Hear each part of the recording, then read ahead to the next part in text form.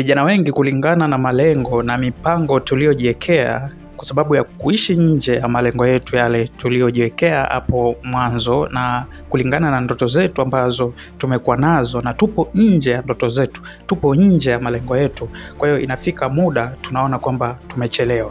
Tunaona kabisa tumechelewa. Na kwa sababu tunaona kwamba tumechelewa, kitu kinachofuata hapo ni kukata tamaa na kuchoka kabisa, na kusahau na kuelewa kwamba Mungu bado ana haja na sisi.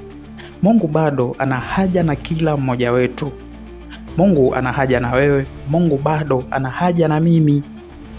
Kwa hiyo tutakapochoka na kukata tamaa kabisa na kutoka kwenye reli, ni kwamba Mungu hataweza kututumia tena. Manake atatumia wengine, wale ambao watakuwa bado wamesimama imara na wanapambana na kuendelea. Najua vijana wengi tunahisi tumeshindwa mapema kwa sababu ya kukosa pesa. Wengine hawajaolewa, wengine bado hawajaoa, wengine hawajulikani. Watamani kujulikana sasa hivi lakini bado hawajulikani.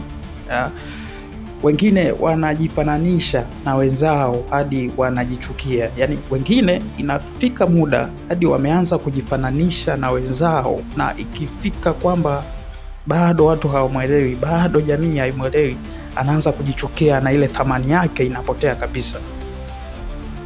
Kwa hiyo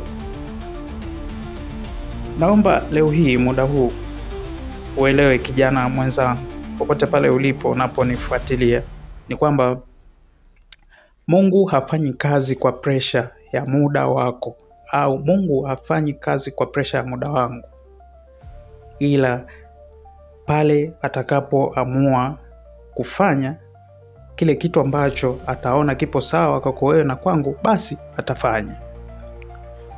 Kumbuka ndugu yangu, Yusufu alifungwa gerezani kabla ya kuwa mkuu.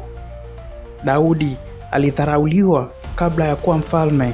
Yesu alisulubiwa kabla ya kufufuka.